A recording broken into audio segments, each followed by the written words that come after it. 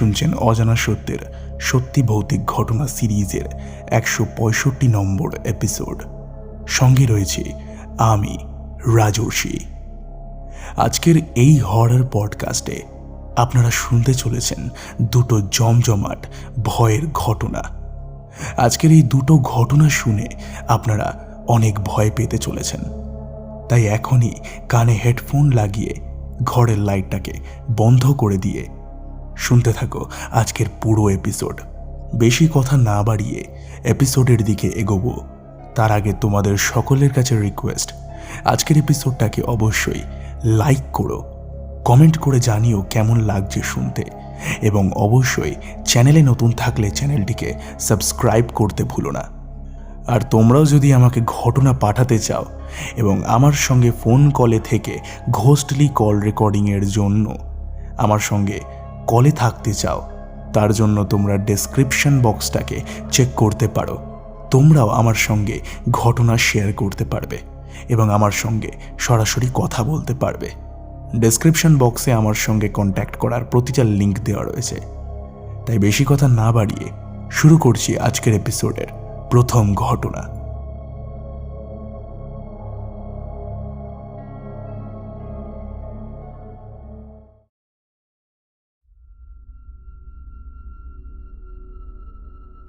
ঘটনা লিখেছেন সুচয়িতা রয়।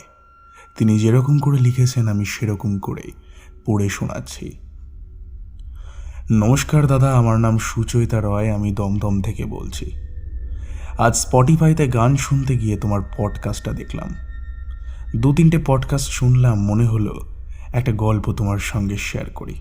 আমার নিজের গল্প শুনতে এবং দেখতে এবং সবাইকে বলতে অনেক ভালো লাগে, তাই ভাবলাম শেয়ার করি। যদি ভালো লাগে অবশ্যই সবাইকে শুনিও। যেই ঘটনাটা তোমাকে বলতে চলেছি, এই ঘটনাটা ঘটেছে আগের বছর। এই ঘটনাটা আমি আমার মামার মুখ থেকে শুনেছি। আমার মামার একটা বন্ধু আছে, সে তার খুব ক্লোজ। তার বউয়ের সঙ্গে এই ঘটনাটি ঘটেছে। তাকে আমি দিদি বলে ঘটনাটাকে বলছি সুবিধার জন্য। গল্পটা একটু বড় হতে পারে, তাই কিছু মনে করো না। দিদির মা মারা যায় খুব অদ্ভুতভাবে। দিদির মা প্রথমে সুস্থই ছিল, কিন্তু কদিন যাবৎ শরীর খারাপ হতে শুরু হয়। ডক্টরের কাছে গিয়ে জানতে পারে হিমোগ্লোবিন ডেফিসিয়েন্সিতে ভুগছে, কিন্তু অনেক টেস্ট করার পরেও রিজনটা জানা যায় না। কিন্তু সে ফল এবং খাবার দাবার ঠিকঠাক করেই খেত। যাই হোক, ঠিক 3 দিন পরে তার মা মারা যান। তারপর মেয়েদের যেমন 3 দিনের কাজ থাকে, সেটা করার পর সে তার বাপের বাড়ি থেকে ফিরে আসে। আমি সেই জায়গাগুলো মেনশন করছি না, সেগুলোকে আমি গোপন রাখতে চাই। ঘটনাটি বলার আগে বলে রাখি, দিদির কাকা ছিল একজন তান্ত্রিক। দিদি বাড়ি আসার পর খুব চুপচাপ হয়ে যায়, জানালার সামনে বসে কাঁদত। সারাদিন দাদা ভাবত হয়তো মা মারা গেছে, তাই জন্য চুপচাপ হয়ে গেছে। কিন্তু দিদি আসলে ছিল খুবই মিশুকে, হাসি খুশি একজন মানুষ। তার এরকম বদলটা দেখে দাদার খুব খারাপ লেগেছিল। একদিন দিদি জানলার সামনে বসে কাঁদতে কাঁদতে হঠাৎ বলে ওঠে, আমি মাকে চা আর বিস্কুট দিতে যাব ছাদে। তো দাদা স্বাভাবিকভাবেই বলে ওঠে, ঠিক আছে চলো, আমিও যাচ্ছি তোমার সাথে। দুজনে মিলেই ছাদে যায় এবং ছাদের পাশে একটা ছোট্ট জায়গায় একটা হনুমান মন্দির আছে, যেটাতে দাদা রোজ সকালে পুজো দেয়। সেটা সেদিন খোলা ছিল। দিদি তার আগে অবধি গিয়ে বলে, দরজা বন্ধ করো, না হলে আমি যাব না। দাদা বলে, না এখন তো সকাল, এখন কেউ ঠাকুরের দরজা বন্ধ করে না। এমন সময় দিদি কিছুতেই যেতে চায় না। দিদি রেগে গিয়ে বলে, তুমি বন্ধ করবে নাকি করবে না? দাদা ভাবে ঠিক আছে, ও যখন বলছে তাহলে দরজাটা বন্ধ করেই দিই। বিশ্বাস করবে না রাজর্ষিদা, দাদার এক চোখের পলক ফেলাতেই দিদি ঝড়ের গতিতে ছাদের এই পার থেকে একদম শেষ মাথায় চলে যায়। বলে রাখা ভালো, ছাদটা বেশ বড় ছিল। চোখের পলকে কেউ দৌড়ালেও অত দূরে পৌঁছাতে পারবে না। দাদার একটু সন্দেহ হয়, দাদা একটু এই সব বিষয় নিয়ে বিশ্বাস করত। দিদি দাদাকে ওইখানে ডাকে এবং দাদা বলে, ওইখানে দেওয়ার কি আছে, এখানে এসে দাও। দিদি তখন বলে ওঠে, না, আমি এখানেই দেব। এমন সময় দিদি নাচতে নাচতে গাইতে গাইতে পুরো ছাদে ঘুরে বেড়াতে থাকে। এমন মনে হচ্ছিল দিদি যেন শান্তি পেল, দিদি যেন অনেক আনন্দ পেয়েছে এখানে এসে। তখন দিদির রূপ পুরো বদলে যায়। দিদির লম্বা লম্বা চুল খোলা হাওয়াতে উড়ছে, আর দিদির মাথাটা নিচু করে কাকতাড়ুয়ার মতো দাঁড়িয়ে থাকে, মাঝে মাঝে আবার ঘুরছে, গান গাইছে। কিন্তু সব থেকে অবাক করা বিষয়, সে দাদাকে নিচে যেতে দিতে চাইছে না। দাদা যতই নিচে যেতে চাইছে, ও রেগে গিয়ে দরজা বন্ধ করে দিচ্ছে, দাদাকে বারণ করছে এবং হুমকি দিচ্ছে। দাদা ততক্ষণে এসব বুঝে যায় আর ভয় পায়, যদি ও কোনো দিদির ক্ষতি করে দেয়, তাই নিচে যায় না। কিন্তু বুদ্ধি করে যখন দিদি আনন্দ উল্লাস করতে ব্যস্ত, সেই সুযোগে হনুমান মন্দিরের দরজাটা দাদা খুলে দেয় আর দিদিকে ভুলিয়ে ভালিয়ে ওটার সামনে নিয়ে যায়। নিয়ে যাওয়াতেই দিদির রূপ আরো ভয়ঙ্কর হয়ে ওঠে।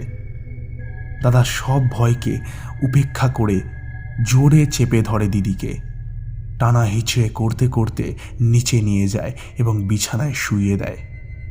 কিন্তু তার শরীরে কেন জানি অনেক শক্তি হয়ে গেছিল।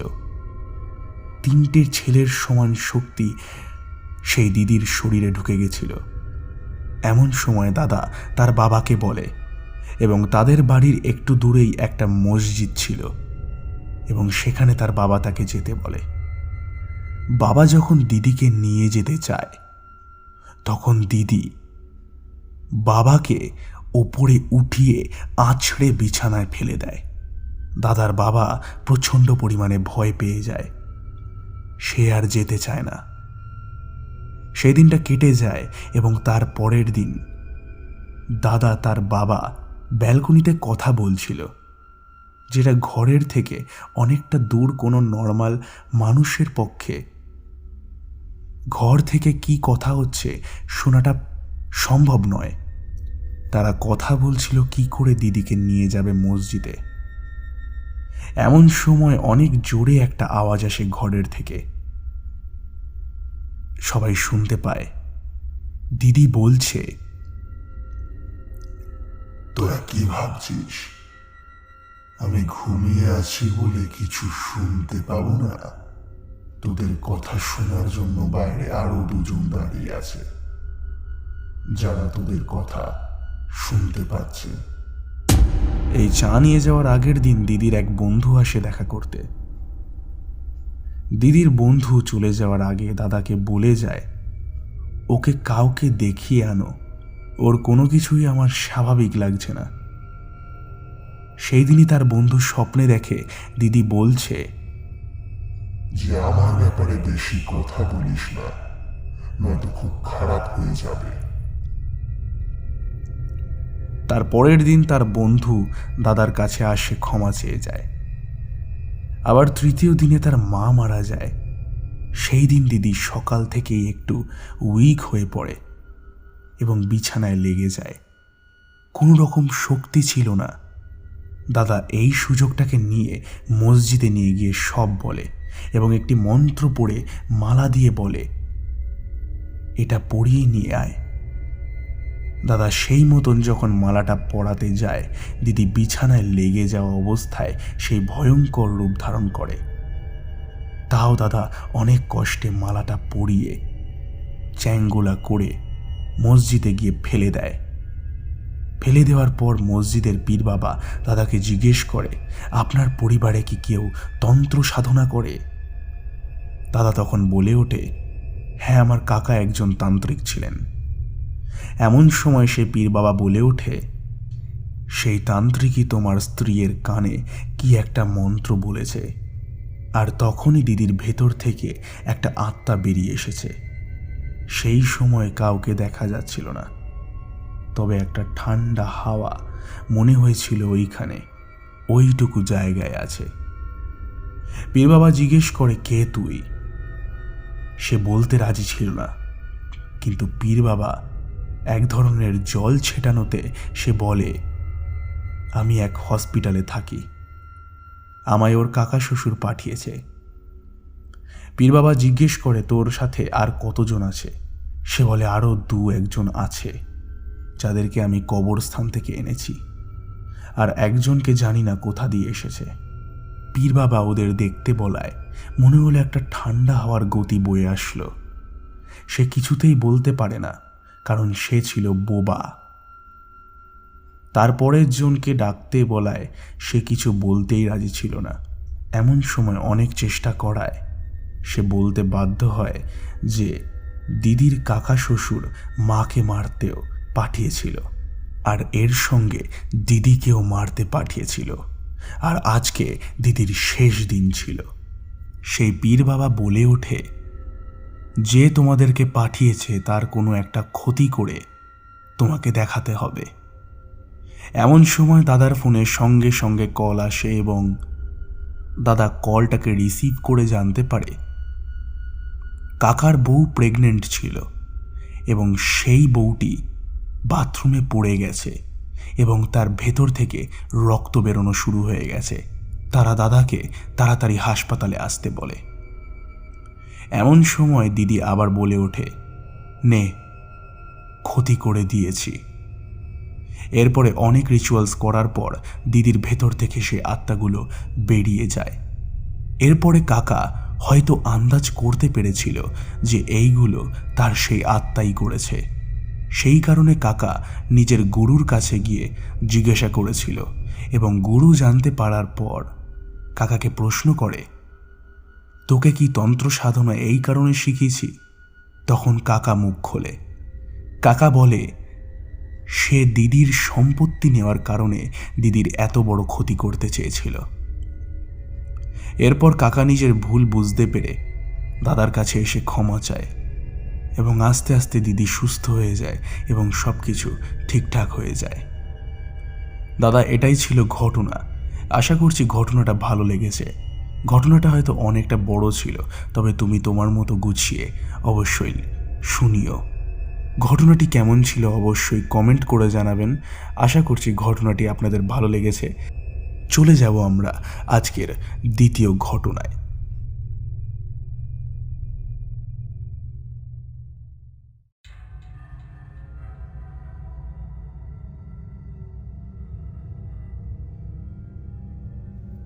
ঘটনা লিখে পাঠিয়েছেন প্রিয়া সাহা।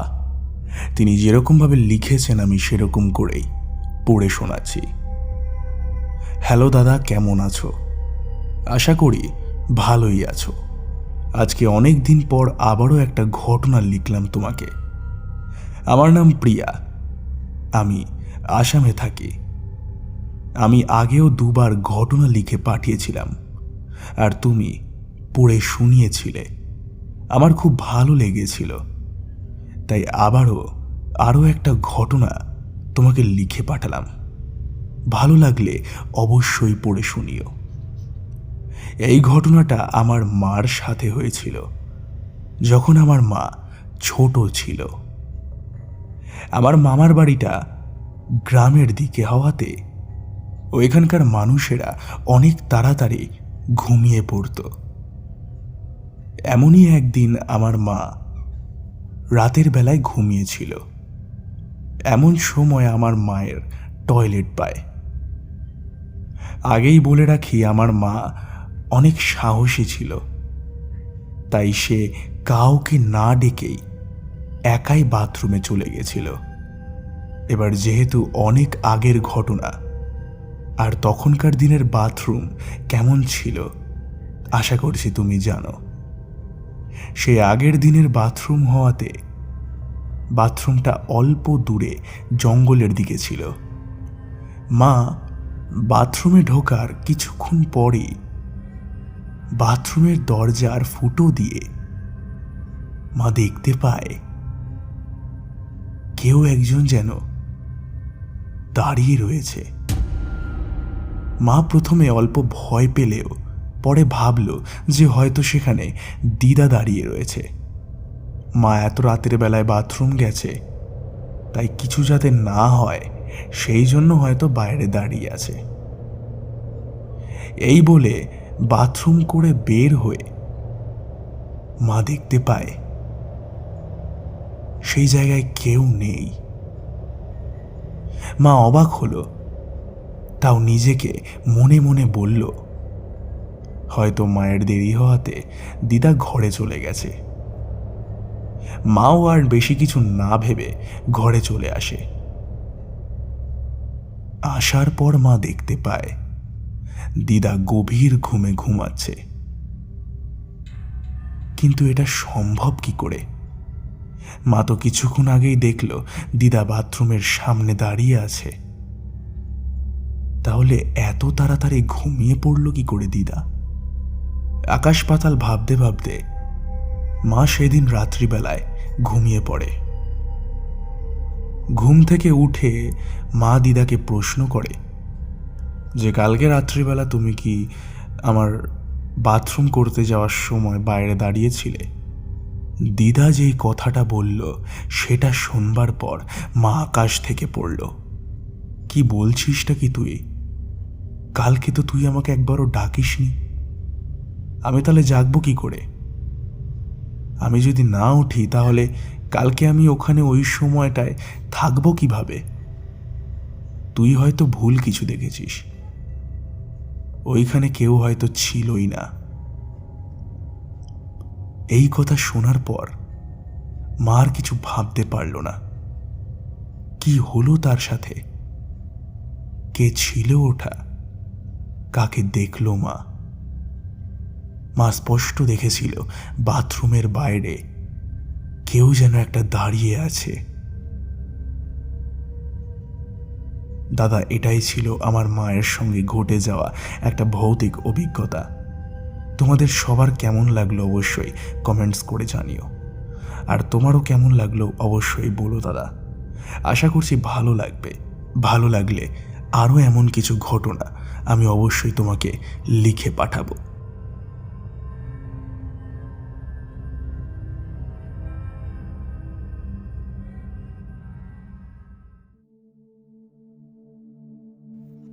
ঘটনাটি ভয়ের ছিল নাকি ভয়ের ছিল না সেই বিষয় নিয়ে আমি জানি না, তবে সব ঘটনাই যে ভয়ের হতে হবে এমন কোনো কথা নেই।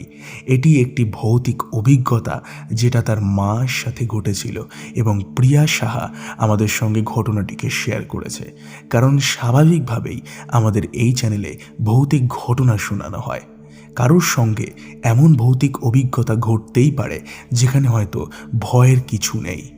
এবার আপনারা কমেন্ট করে জানান যে তার মা আসলে কি দেখেছিল। ঘটনাটি ভালো লাগলে অবশ্যই কমেন্ট করবেন এবং প্রিয়া সাহাকে অবশ্যই থ্যাংক ইউ জানাবেন, যাতে পরবর্তীতে সে আরও ঘটনা আমাদের সঙ্গে শেয়ার করতে পারে।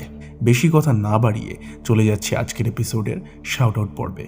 কমেন্ট করেছেন বিশ্বজিৎ দাস, আমাদের সঙ্গে রয়েছেন শোভন অধিকারী, অনুভব মাহাতো কমেন্ট করেছেন অনুভব মাহাতো, আমাদের সঙ্গে রয়েছেন দ্য সাস্কোয়ার কমেন্ট করেছেন মাতুয়া মহাসংঘ, কমেন্ট করেছেন অমিত ভট্টাচার্য, বিদাস এফএফ, গীতা গোস্বাম কমেন্ট করেছেন চুমকি ঘোষ, আমাদের সঙ্গে রয়েছেন শাহানুর ইসলাম কমেন্ট করেছেন মঞ্জু, আমাদের সঙ্গে রয়েছেন একে একে কমেন্ট করেছেন অমিতা ঠাকুর।